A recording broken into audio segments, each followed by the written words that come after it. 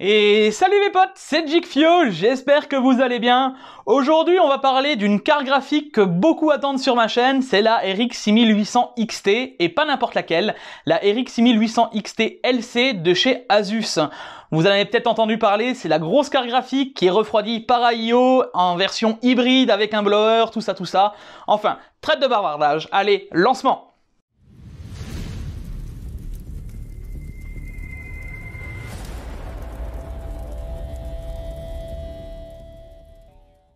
Et me revoilà les potes, du coup, comme à mon habitude, je vais vous demander de me laisser un pouce bleu si mon contenu vous plaît, bien entendu de vous abonner et d'activer la cloche si, encore une fois, mon contenu vous plaît, et à penser à follow mes réseaux sociaux, et principalement Twitch, je n'arrêterai jamais de le répéter, c'est là où on voit tester tous les composants et on peut directement me joindre en direct. Du coup, on va directement attaquer le vif du sujet et on passe au refroidissement de cette carte graphique.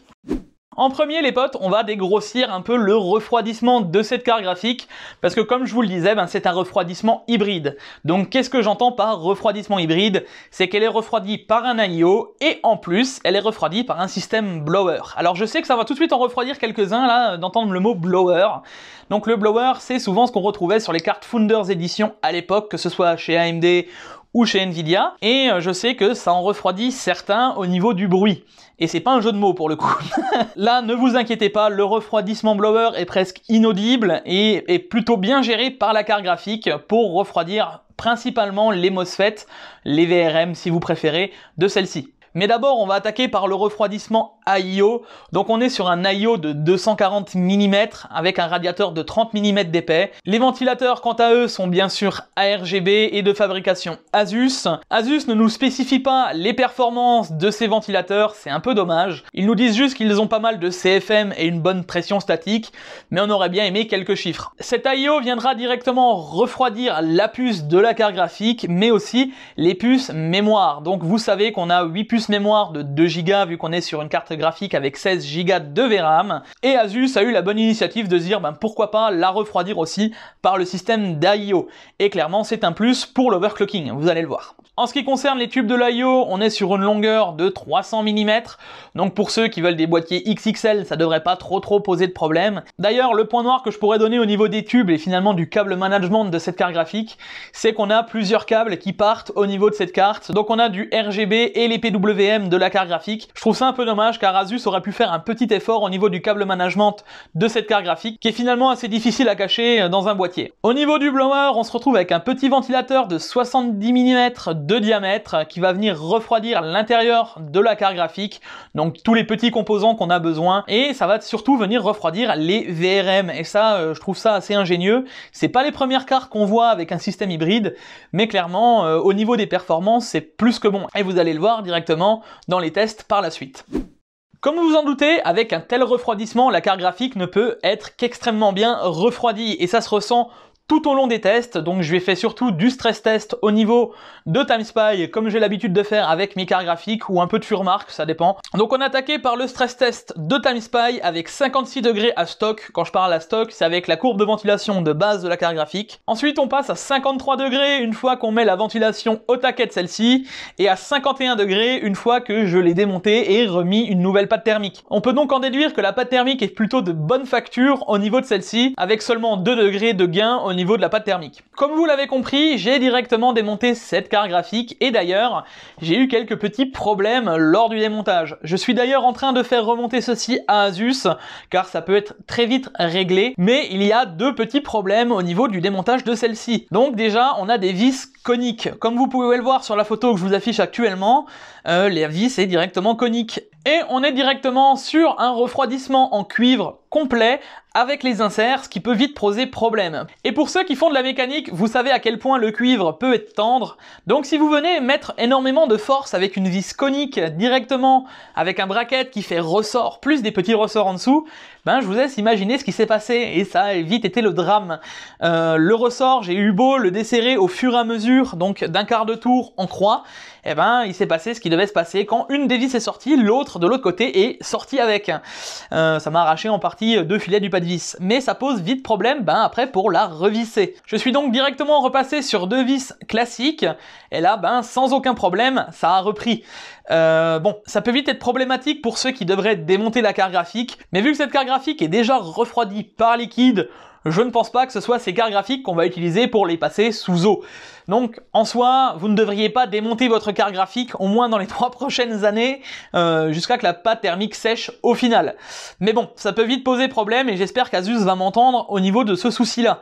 Après, ça n'entache pas la performance de la carte graphique et l'utilisation. Sinon, au niveau du PCB, on retrouvera donc 14 phases d'alimentation pour la puce et 3 phases d'alimentation pour la mémoire. Ça reste très honnête comparativement aux autres cartes qu'on a pu déjà démonter, très clairement. Et de plus, donc toutes les VRM sont refroidies par le blower, et ça, c'est un plus. Cette carte graphique est donc alimentée d'un 2x8 pins qui vient donc lui-même alimenter les 17 phases d'alimentation de la carte graphique avec un BIOS de 300 watts, on est plus que large.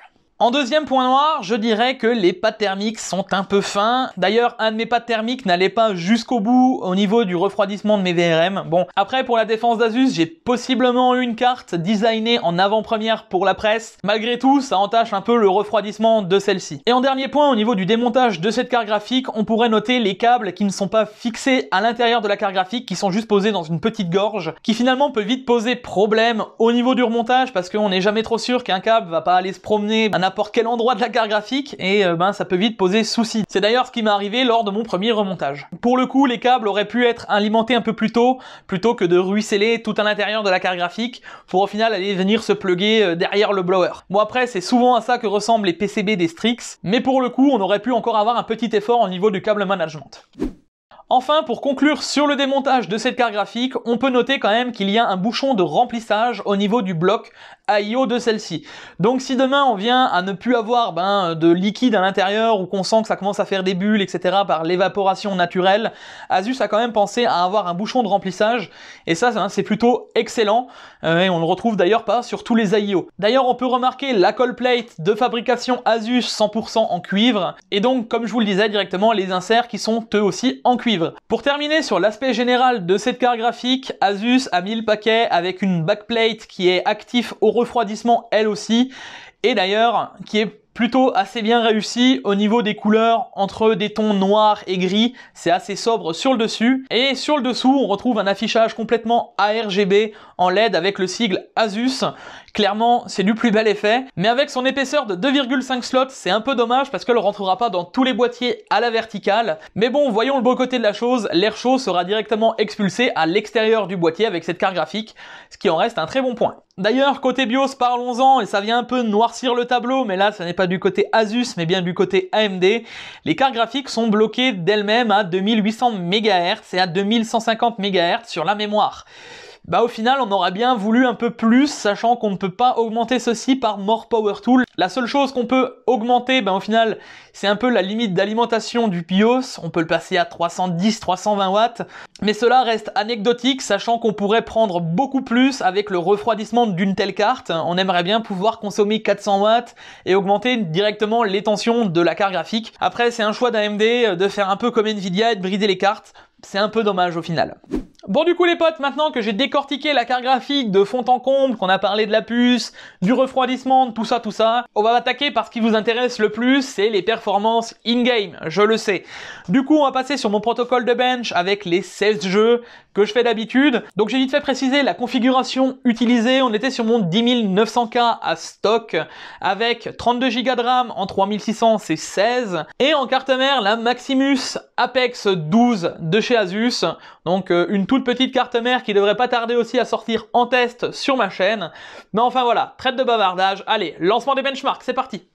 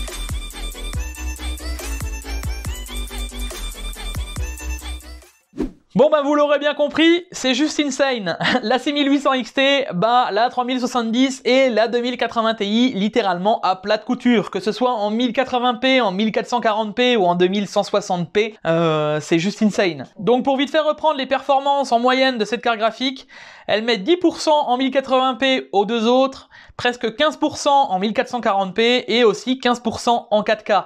D'ailleurs, on peut noter qu'à stock, la 6800 XT, il n'y a aucun jeu qui lui résiste en 4K à moins de 60 FPS. Donc pour ceux qui voudraient s'attaquer à la 4K, la 6800 XT fera très amplement l'affaire, en tout cas à 60 FPS, sans aucun problème. Avant de vous parler des performances en overclocking, je vous ai vite fait une petite moyenne pour vous situer l'écart graphique. Du coup, la 6800 XT se place à 12,04% de la 2080 Ti et 13,65% de la 3070. Donc ceci recoupe bien avec ce que j'ai pu voir à gauche à droite, même si j'avais vu un peu plus d'écart entre la 3070 et la 6800 XT. Bien entendu, cela dépend des jeux qu'on va utiliser, sachant que j'ai des jeux opti plus Nvidia, de l'autre côté j'ai des jeux plus opti AMD, et selon les différents API utilisés. Enfin, vous l'aurez compris, ça va varier selon les jeux. Maintenant, je m'efface de nouveau et on va parler des performances en overclocking. Allez, let's go!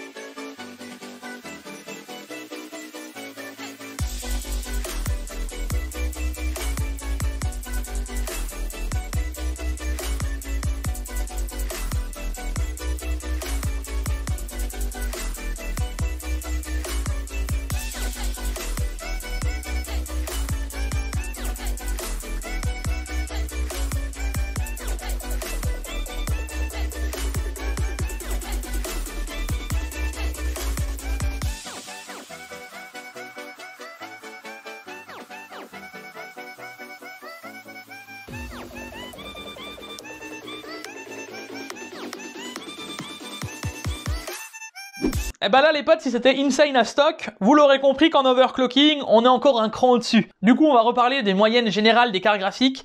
Et là, on peut voir que c'est juste fou puisque la 2080 Ti se retrouve dans le vent de 22%, alors qu'avant on était seulement à 12%. Rendez-vous compte quand même le gain en overclocking des deux cartes graphiques, enfin c'est juste fou. La 3070 quant à elle est à 18,88%, donc en soit 19%, alors qu'avant elle était à 13,5%. Donc oui, clairement, la 6800 XT niveau overclocking, c'est le futur, y a rien d'autre à dire quoi. D'ailleurs, comme vous pouvez le voir actuellement, je vous passe les graphiques donc sur les tests 3D Mark, et même là, c'est juste fou. Elle est bien au-dessus des deux autres. Bon, en soi, c'est pas étonnant, si en jeu on est plus performant, souvent en test 3D Mark on l'est aussi, mais c'est surtout sur Firestrike qu'on voit des performances juste énormissime, et c'est pas pour rien qu'on fait des records d'overclocking actuellement sur Firestrike avec ces cartes graphiques. Pour terminer sur les performances en jeu, on va parler des choses qui fâchent, c'est le ray tracing, parce que je sais que je vais me le taper. Oui, mais Jigfio, les 6000 sont bien moins performantes que les RTX en ray tracing, il n'y a pas le DLSS, etc. Du coup, je vous ai fait les benchmarks que je fais habituellement. Allez, trêve de bavardage, lancement.